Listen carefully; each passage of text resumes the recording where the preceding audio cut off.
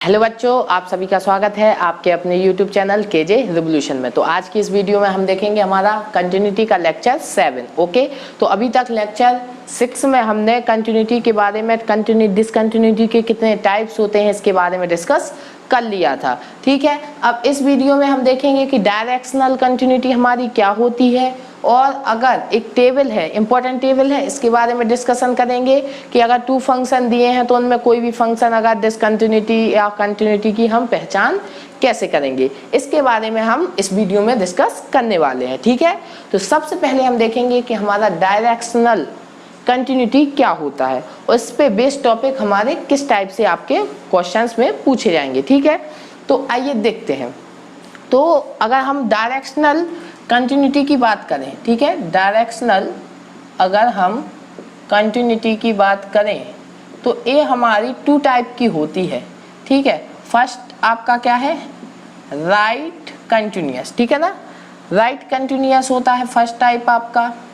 Okay, and second type आपका क्या होता है, लेफ्ट कंटिन्यूअस। क्लियर, तो आपके 2 टाइप की होती है डायरेक्शनल कंटिन्यूटी, आपकी 2 टाइप की होती है। फर्स्ट आपका राइट कंटिन्यूअस, सेकंड आपका लेफ्ट कंटिन्यूअस। अब क्या होता है इनमें, तो देखो राइट कंटिन्यूअस में जो आपका RHL का राइट हैंड लिमिट होती है वो उसका वैल्यू किसके इक्वल होता है, फंक्शन के मान के इक्वल होता है। ठीक है, फंक्शन की वैल्यू के इक्वल होता है। लेकिन अब सर्टेन किसी पॉइंट पर तो हम चेक कर रहे होंगे, क्योंकि कंटिन्यूटी बेसिकली हमने ज्यादातर कौन सा टॉपिक पढ़ा है, कंटिन्यूटी एट अ पॉइंट। ठीक है, कंटिन्यूटी निकालना किसी एक बिंदु पर। ठीक है, इसके बारे में हमने नॉलेज एक्वायर की है। तो अब वो बिंदु हमें लेट करना पड़ेगा कि किस बिंदु पर हमें कंटिन्यूटी के बारे में नॉलेज एक्वायर करनी है। तो let A be a point. ठीक है, वो पॉइंट क्या है आपका, ए है, जिस पे हमें कंटिन्यूटी की जो भी जांच करानी है। ठीक है, तो देखते हैं। तो राइट कंटिन्यूअस कब होगा, जब आपका RHL का वैल्यू एट ए पर किसके इक्वल हो जाए, फंक्शन के इक्वल हो जाए, उस पॉइंट पर फंक्शन की वैल्यू के इक्वल हो जाए। तो अब बताइए आप कि RHL का वैल्यू क्या होता है आपका, limit x tending to a plus, okay, और fx इज इक्वल टू क्या होता है आपका fa। क्लियर, तो a अगर RHL का वैल्यू किसके इक्वल हो गया, फंक्शन के वैल्यू के इक्वल हो गया, तो हम क्या बोलेंगे कि वो आपका क्या है, राइट कंटिन्यूअस। अब यहाँ पर क्या हो गया, कंटिन्यूटी डायरेक्शनल कंटिन्यूटी है, कोई एक डायरेक्शन में आपको कंटिन्यूटी मिल रही है। अगर आपको राइट डायरेक्शन में किसी ग्राफ में आपको कंटिन्यूटी के बारे में नॉलेज एक्वायर करनी है तो क्या करना है, उसमें हम राइट कंटिन्यूअस के बारे में डिस्कस करेंगे। और left continuous similarly, left continuous में क्या होगा, आपका जो LHL का वैल्यू है वो किसके इक्वल हो जाएगा, उस पॉइंट पर फंक्शन के वैल्यू के इक्वल होने वाला है। अब आप बताइए LHL का वैल्यू क्या होता है, limit x tending to a minus fx is equal to आपका fa के इक्वल हो जाएगा। क्लियर, सारे बच्चों को चमका के चमका। ठीक है, तो यहाँ पर राइट कंटिन्यूअस में क्या होने वाला है, आपका RHL का वैल्यू फंक्शन के इक्वल होगा, और लेफ्ट कंटिन्यूअस में आपका क्या होगा, LHL का वैल्यू फंक्शन के इक्वल होने वाला है। अब आइए, ये तो आपकी बेसिकली मैथमेटिकल डेफिनेशन हो गई, जो किताब में लिखी होती है उसको मैंने आपको समझा दिया। अब आइए इसको थोड़ा विजुलाइज करते हैं। क्लियर, इसको विजुलाइज करने का हम कोशिश करते हैं, आपको ज्यादा बेटर अंडरस्टैंडिंग इसकी होगी। ठीक है, तो यहाँ पर देख लेते हैं। ओके, इसको आइए हम एक बेटर ग्राफ के द्वारा अंडरस्टैंडिंग करेंगे। ठीक है, तो मान लीजिए एक सर्टेन पॉइंट है हमारा A। ओके, तो A एंड B आपके 2 पॉइंट है। ठीक है, अब A पे कोई आपका फंक्शन है जिसका वैल्यू इस टाइप से है। क्लियर, A आपका फंक्शन का वैल्यू है और यहीं पर आपका एक और फंक्शन है। क्लियर, अब वो आपका इस टाइप से यहाँ पर मूव होता है और यहाँ पर आपका इस टाइप से आगे मूव हो जाता है। ठीक है, क्लियर, सारे बच्चों को इस टाइप से फंक्शन है। A आपका पॉइंट यहाँ पर क्या है, A है, और A आपका पॉइंट B है। यहाँ पर A वैल्यू आपकी क्या है, लेट अस L है, और यहाँ पर A वैल्यू आपकी क्या है, M है। क्लियर, सारे बच्चों को चमका, क्या क्या डिस्कशन है यहाँ पर, बहुत इंपॉर्टेंट डिस्कशन कर रहा हूँ, ध्यान से समझना। इस ग्राफ से आपको विजुलाइज होगा कि आपकी लेफ्ट कंटिन्यूटी या आपकी राइट कंटिन्यूटी क्या होती है। इसको डिस्कस करना है, ठीक है, ध्यान से करना सारे बच्चे, ठीक है।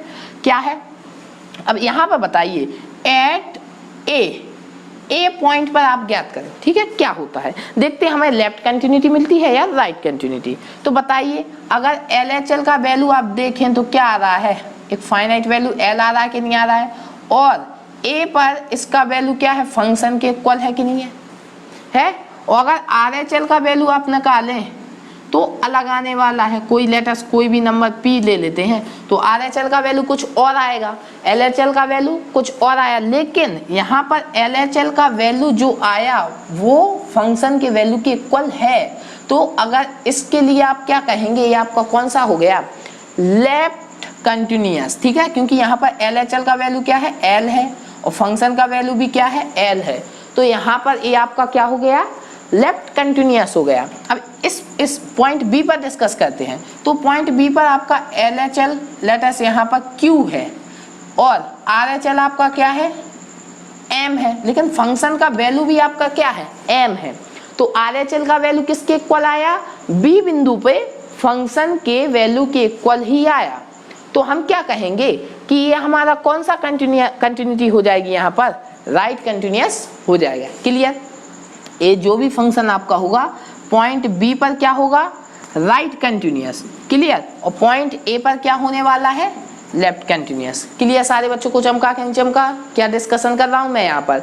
आपका सिंपल है कि अगर LHL का वैल्यू आपके फंक्शन के वैल्यू के इक्वल आता है किसी भी पॉइंट पर और RHL का वैल्यू कुछ और आए, वो LHL फंक्शन की वैल्यू के इक्वल ना आए, तब हम फंक्शन उस पॉइंट पर क्या कहेंगे, हमारा क्या है, लेफ्ट कंटिन्यूअस। लेकिन अगर RHL का वैल्यू फंक्शन के इक्वल आए और LHL कुछ और ही आए तो हम क्या कहेंगे कि फंक्शन उस पॉइंट पर हमारा क्या है, राइट कंटिन्यूअस। क्लियर, सारे बच्चों को चमका कि नहीं चमका, क्या है, क्या डिस्कशन मैंने यहाँ पर किया है, इंपॉर्टेंट डिस्कशन है, ध्यान से समझना। क्लियर, अब आइए हम आगे इस टेबल को देखते हैं। आज का मेन लेक्चर ये टेबल है, इसी के बारे में हमें डिस्कस करना है। क्लियर, तो देखते हैं ये हमारी टेबल का डिस्कशन क्या होने वाला है। क्लियर, तो आइए लेट अस स्टार्ट करते हैं हम। तो टेबल क्या है, देखो, table for identify continuity between two function.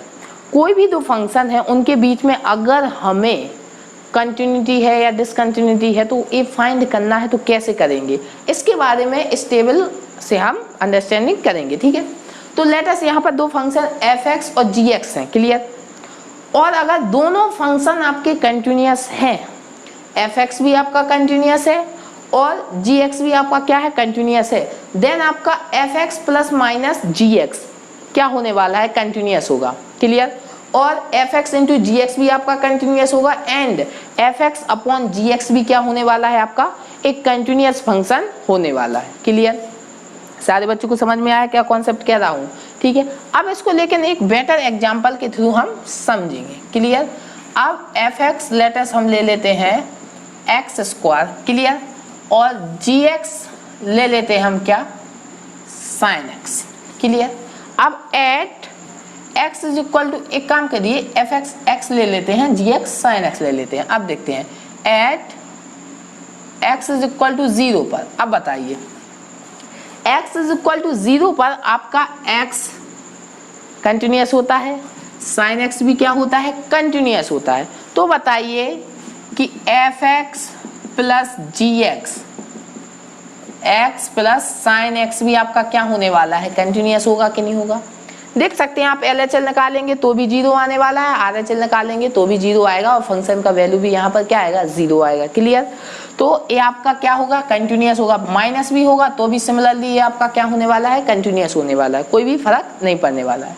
लेकिन अब हमें मल्टीप्लाई देखें तो मल्टीप्लाई देख लीजिए कि f(x) इंटू g(x) केवल at x is equal to 0 पे डिस्कस कर रहा हूँ, क्या x इंटू साइन x। बताइए अगर x टेंडिंग टू 0 पर हम इसकी LHL लिमिट निकालें तो क्या आएगी, a भी 0 होगा, a भी 0, मल्टीप्लाई 0 मिलेगा। RHL निकालें तो भी 0 आएगा और फंक्शन का वैल्यू भी 0 मिलने वाला है। क्लियर, तो a भी आपका क्या हो गया, एक कंटिन्यूअस फंक्शन। और अगर बात कर लें कि F x upon g x, इसी में दिक्कत होती है। यहाँ पर याद रहे कि जो कंटिन्यूस है लेकिन क्या अलग से कि g x is not equal to 0, ठीक है। जी एक्स का वैल्यू 0 नहीं होना चाहिए, और अगर 0 हो गया उस पॉइंट पर तो डिसकंटिन्यूटी शो करेगा। लेकिन यहाँ पर अगर आप देखें तो क्या है, कुछ और ही केस है, साइन एक्स अपॉन एक्स, आपका न्यूमरेटर में भी 0 है और डिनोमिनेटर में भी 0 है, ठीक है। तो ये तो लिमिट एग्जिस्ट करेगा। यहाँ पर F x upon g x का इसलिए जिक्र कर रहा हूँ क्योंकि केवल जी एक्स आपका 0 नहीं होना चाहिए। अगर एफ एक्स और जी एक्स दोनों 0 है तो उसमें तो लिमिट का कॉन्सेप्ट लग जाएगा, क्लियर।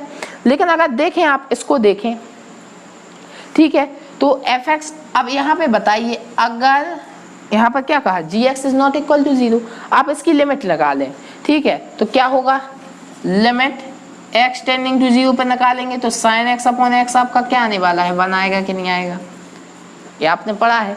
लेकिन एक्स टेंडिंग टू 0 पर फंक्शन का वैल्यू निकालें तो वहां पर ये आपका कंटिन्यूअस नहीं होगा, 0/0 फॉर्म तो इंडिटरमिनेट फॉर्म होती।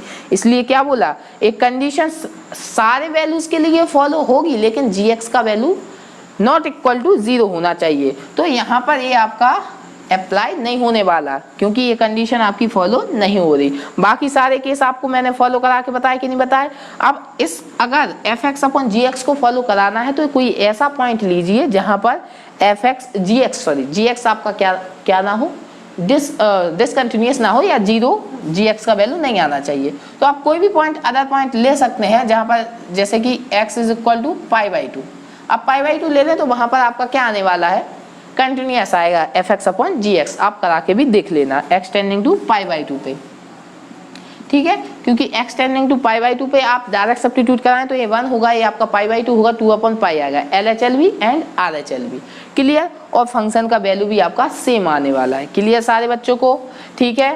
तो ऐसा पॉइंट आपको लेना है डिवाइड वाले केस में जहां पर gx का वैल्यू 0 ना हो, क्लियर। तो आगे बढ़े, ठीक है। तो पहला समझ में आया कि क्या है टेबल में कि अगर एफ एक्स आपका कंटिन्यूअस है, जी एक्स आपका कंटिन्यूअस है तो f x plus minus g x भी आपका कंटिन्यूअस होगा, f x into g x भी कंटिन्यूअस होगा and f x upon g x भी कंटिन्यूअस होगा। लेकिन f x upon g x में एक कंडीशन है कि जी एक्स का वैल्यू आपका 0 नहीं होना चाहिए उस पर्टिकुलर पॉइंट पर, क्लियर। अब सेकंड देखें, सेकंड टेबल में क्या है कि एफ एक्स आपका कंटिन्यूअस है, जी एक्स आपका डिसकंटिन्यूअस है, तो f x plus minus g x आपका ऑलवेज क्या होने वाला है, डिसकंटिन्यूअस। इसे एक एग्जांपल के थ्रू हम बेटर अंडरस्टैंडिंग करेंगे इसकी। लेट अस यहाँ पर देख लेते हैं, x आपका क्या है, कंटिन्यूअस है। अब पॉइंट भी देख लेते हैं, at x is equal to, let us x -1 मान लेते हैं 1 पर, ठीक है। और एंड जी आपका क्या हो गया, f x equal to and g x मान लेते हैं, यहाँ पर टिक कर लेते हैं, जी एक्स क्या हो जाएगा 1/x -1। तो आप देखिए x 1 पर आपका x -1 क्या है, कंटिन्यूअस है एफ एक्स, लेकिन जी एक्स आपका क्या है, डिसकंटिन्यूअस। ए आपका कंटिन्यूअस है और ए आपका क्या है, डिसकंटिन्यूअस, क्लियर। तो एक फंक्शन एफ एक्स आपका कंटिन्यूअस, जी एक्स डिसकंटिन्यूअस। तो देखते हैं कि एफ एक्स प्लस जी एक्स क्या आता है, तो x -1 प्लस 1/x -1, इसको देख लीजिए तो आपको ऑलवेज क्या मिलेगा, ये डिसकंटिन्यूअस मिलने वाला है कि नहीं मिलेगा, x टेंडिंग टू 1 पर, क्योंकि ये इन्फिनिटी हो जाएगा वैल्यू, तो इन्फिनिटी में कुछ भी ऐड हो तो इन्फिनिटी डिसकंटिन्यूअस होगा, क्योंकि LHL या RHL लिमिट एग्जिस्ट नहीं करने वाली हो। जब लिमिट एग्जिस्ट नहीं करती तो हमारा फंक्शन क्या होता है, डिसकंटिन्यूअस होता है, क्लियर। तो ये प्रोसीजर समझ में आया, क्या बोल रहा हूं मैं यहाँ पर कि अगर एक फंक्शन एफ एक्स आपका कंटिन्यूअस है और जी एक्स आपका डिसकंटिन्यूअस, तो उनका एडिशन या सब्ट्रैक्शन ऑलवेज क्या होने वाला है, डिसकंटिन्यूअस। लेकिन यहाँ पर एक पॉइंट लिखा है, f x into g x and f x upon g x क्या लिखा है, मे बी कंटिन्यूअस, कंटिन्यूअस हो भी सकता है और नहीं भी, ए है।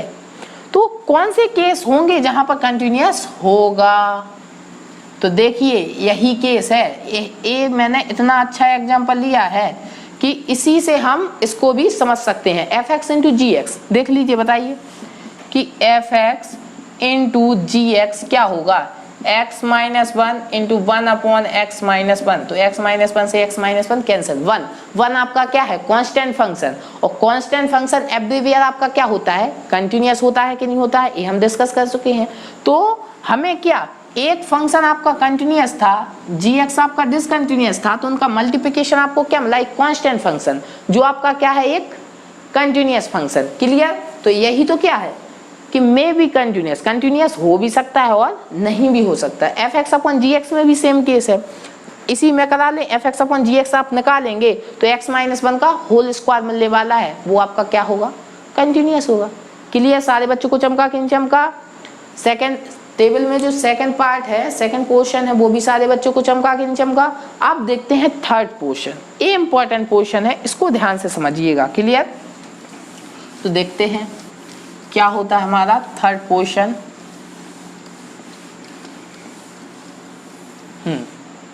थर्ड पोर्शन देखते हैं क्या है कि एफ एक्स भी आपका अब डिसकंटिन्यूअस है और जी एक्स भी आपका क्या है डिसकंटिन्यूअस है। क्लियर? तो f x plus minus g x में भी कंटिन्यूअस हो भी सकता है और नहीं भी हो सकता है। सिमिलरली इस केस में भी है। तो यहाँ पर आपका ये अच्छा पोर्शन है। तो सबसे पहले आप बताइए कि कौन सा एग्जाम्पल है जहाँ पर एफ एक्स प्लस माइनस, जहाँ पर एफ एक्स भी आपका क्या हो डिसकंटिन्यूअस हो और जी एक्स भी आपका क्या हो डिसकंटिन्यूअस हो, लेकिन दो डिसकंटिन्यूअस फंक्शन का एडिशन आपका एक क्या हो कंटिन्यूअस फंक्शन। बताइए ऐसा कौन सा एग्जाम्पल है? तो देखो हर बुक में ये जो मैं एग्जाम्पल आपके साथ डिस्कस कर रहा हूँ, कई टीचर इसी के थ्रू आपको बेटर अंडरस्टैंडिंग कर पाते हैं क्योंकि ये बेस्ट एग्जाम्पल है। क्लियर? तो इसी के थ्रू हम भी समझेंगे क्या है बेस्ट एग्जाम्पल है। क्लियर? आपको समझने के पर्सपेक्टिव से। ठीक है? क्या है आप सभी ने पढ़ा है कि greatest integer x plus fractional part of x is equal to क्या होता है x। सारे बच्चों ने क्लियर पढ़ा है कि नहीं पढ़ा है ये प्रॉपर्टी? ठीक है? तो अगर आप इसमें देखें कि जो fx अगर ग्रेटेस्ट इंटीजर को माने और gx किसको माने फ्रैक्शनल पार्ट को माने, तो a भी आपका क्या है एक डिसकंटिन्यूअस फंक्शन, a भी आपका क्या है एक डिसकंटिन्यूअस फंक्शन है। लेकिन आप देखें तो इनका एडिशन हमें क्या मिला x which is a continuous function. Clear? सारे बच्चों को आया समझ में कि नहीं आया? जो हमारा एफ एक्स ग्रेटेस्ट इंटीजर है वो भी एक डिसकंटिन्यूअस फंक्शन है, जो आपका फ्रैक्शनल पार्ट जी एक्स एक डिसकंटिन्यूअस फंक्शन है, लेकिन इनका एडिशन जैसे ही हमने कराया तो हमें एक्स मिला। एक्स आपका क्या है एक कंटिन्यूअस फंक्शन है। आप सभी ने इसका ग्राफ भी पढ़ा है, किस टाइप से होता है, इस टाइप से आपका y is equal to x का ग्राफ होता है और जो हमेशा आपका क्या होता है कंटिन्यूअस फंक्शन होता है। क्लियर? सारे बच्चों को आया? आपको पता है कि y is equal to x क्या होता है आइडेंटिटी फंक्शन होता है, और मैंने डिस्कस कर लिया है लेक्चर 4 में शायद डिस्कस की थी मैंने प्रॉपर्टीज कंटिन्यूटी की, वहां पर मैंने बताया था आप सभी को identity function is always continuous function. Clear? तो हमें इनका ग्रेटेस्ट इंटीजर और फ्रैक्शनल पार्ट का एडिशन जैसे ही कराया तो हमें क्या मिला आइडेंटिटी फंक्शन। तो आइडेंटिटी फंक्शन तो ऑलवेज क्या होता है कंटिन्यूअस। तो दो डिसकंटिन्यूअस फंक्शंस का जब हम एडिशन या सब्ट्रैक्शन कराते हैं तो ऐसा कुछ केस होते हैं जहां पर आपका कंटिन्यूअस फंक्शन मिल भी सकता है, लेकिन जरूरी नहीं हर वक्त मिलेगा। इसलिए क्या लिखा है यहाँ पर मे बी कंटिन्यूअस, कंटिन्यूअस हो भी सकता है और नहीं भी हो सकता। क्लियर? सारे बच्चों को आया ये एग्जाम्पल समझ में? क्लियर? अब हम देखते हैं एक एग्जाम्पल किसके लिए, अब हम देखेंगे हमारा एग्जाम्पल मल्टीप्लिकेशन के लिए कि दो कंटिन्यूअस फंक्शन का मल्टीप्लिकेशन आपका एक, जब दो डिसकंटिन्यूअस फंक्शन का मल्टीप्लिकेशन आपको क्या मिलना चाहिए एक कंटिन्यूअस फंक्शन कैसे मिलता है, इसके बारे में हम डिस्कशन करेंगे। क्लियर? तो देखते हैं एक एग्जांपल लेते हैं एफ एक्स लेटस, यहाँ पर हम लेते हैं क्या -(1) x इज ग्रेटर देन 0 के लिए और x लेस देन 0 के लिए +1। क्लियर? और अब gx फंक्शन किस टाइप से लेंगे हम, x इज ग्रेटर देन 0 के लिए हम क्या लेंगे +1 और x लेस देन 0 के लिए हम क्या लेंगे -(1). क्लियर? ये फंक्शन लिया है। अब बताइए अगर LHL हम निकालें तो क्या मिलेगा -1, RHL निकालें, सॉरी 0 से छोटे बड़े के लिए है तो RHL -1 और LHL आपको क्या मिलेगा +1। तो ये तो आपका क्या हो गया LHL is not equal to RHL, discontinuous function. और GX भी सिमिलरली आपका क्या हो जाएगा, डिसकंटिन्यूअस फंक्शन। लेकिन आइए देखते हैं कि इनका मल्टीप्लिकेशन क्या होता है। क्लियर, देखते हैं। तो fx इंटू GX क्या मिलेगा आपको, देखते हैं। तो x इज ग्रेटर देन 0 के लिए क्या होगा, -1 का +1 में मल्टीप्लिकेशन होगा, दैट इज आपको क्या मिलने वाला है, -1। क्लियर। और x लेस देन 0 के लिए क्या होगा, +1 का फिर -1 में मल्टीप्लिकेशन, आपको -1 मिलने वाला है। क्लियर। अब आप बताइए कि x का वैल्यू जब 0 से बड़ा है और 0 है तब भी वैल्यू क्या दे रहा है, -1। इसी प्रकार से बनेगा y इज इक्वल टू -1 का कांस्टेंट फंक्शन है। और x का वैल्यू जब 0 से छोटा है तब भी क्या दे रहा है, -1। तो ये तो आपका क्या हो गया, सारी वैल्यू के लिए, x की हर वैल्यू के लिए ये आपको क्या दे रहा है, -1। तो ये तो सिंपल आपका फंक्शन हो गया y is equal to -1, constant function, जो आपका हमेशा क्या होता है, कंटिन्यूअस फंक्शन होता है। क्लियर, सारे बच्चों को चमका। इसका मैंने यहाँ पर ग्राफ भी ड्रॉ करके बता दिया। तो आप देख सकते हैं graph y is equal to किसका है, -1 का, जो कि आपका हर जगह x की हर वैल्यू के लिए कांस्टेंट फंक्शन आपका क्या होता है, एक कंटिन्यूअस फंक्शन होता है। क्लियर, सारे बच्चों को आया समझ में कि नहीं आया। तो ये आपका एग्जांपल हो गया कि जब दो डिसकंटिन्यूअस फंक्शन आपका मल्टीप्लिकेशन आप कराते हैं तो आपको एक क्या मिल सकता है, कंटिन्यूअस फंक्शन मिल सकता है। और कभी कभी नहीं भी मिलेगा, इसलिए क्या लिखा, मे बी कंटिन्यूअस। कंटिन्यूअस हो भी सकता है और नहीं भी हो सकता, जरूरी नहीं कि कंटिन्यूअस ही हो। क्लियर, सारे बच्चों को आया समझ में। तो ये टेबल आपकी बहुत इंपॉर्टेंट टेबल है, फिर मैं बोल रहा हूँ ये टेबल बहुत इंपॉर्टेंट है। ये भी आपके कई क्वेश्चंस में पूछे जाते हैं। छोटी छोटी डेफिनेशंस आपकी कब कैसे हेल्प कर दे ये कोई नहीं जानता। ठीक है, तो जिंदगी में छोटे छोटे स्टेप इसीलिए सीखते रहना चाहिए, कभी भी वो आपको किसी भी मोड़ पर मदद कर सकते हैं। क्लियर, अगर आपने एक स्टेप, आज कोई टीचर आपको कोई एजुकेशन दे रहा है या कोई चीज़ सिखा रहा है और आपने उसको नहीं सीखा, और फ्यूचर में इन फ्यूचर आपको कहाँ उस टॉपिक की हेल्प चाहिए, अगर आपने आज नहीं सीखा तो वहाँ पर आप पछता भी सकते हैं। क्लियर, और पछताएंगे ही। इसलिए फिर मैं बोल रहा हूँ टीचर की बात को बहुत ध्यान से सुना करें। ठीक है, और ये बिल्कुल इम्पोर्टेंट है आपके लिए, कब कहाँ मैथमेटिक्स में इसका यूज हो जाए इन द पोर्शन कंटिन्यूटी कोई नहीं कह सकते। ठीक है, इसलिए आप छोटी छोटी जो डेफिनेशन में आपको सिखा रहा हूँ उसे सीखिए। क्लियर, तो इस वीडियो में मैं इसी के बारे में डिस्कस करना था, हो गया है। अब अगली वीडियो में आएंगे आपके लिए नए टॉपिक लेके। ठीक है, नया टॉपिक लाएंगे, फिर उसके बाद हमें कई DPP सेशन करने हैं, कई क्वेश्चंस करने हैं इस चैप्टर से रिलेटेड। तो रुकिए, पहले हम सीख तो लें, फिर हम क्वेश्चन पे प्रैक्टिस करने वाले हैं। क्लियर, तो इस वीडियो में यहीं तक, अगली वीडियो में आएंगे आपके साथ नया टॉपिक डिस्कस करेंगे। तब तक के लिए अपने आसपास के लोगों से सतर्क रहें, मास्क पहने और देखते रहें KJ रिवॉल्यूशन। KJ रिवॉल्यूशन की तरफ से आप सभी को गुड बाय।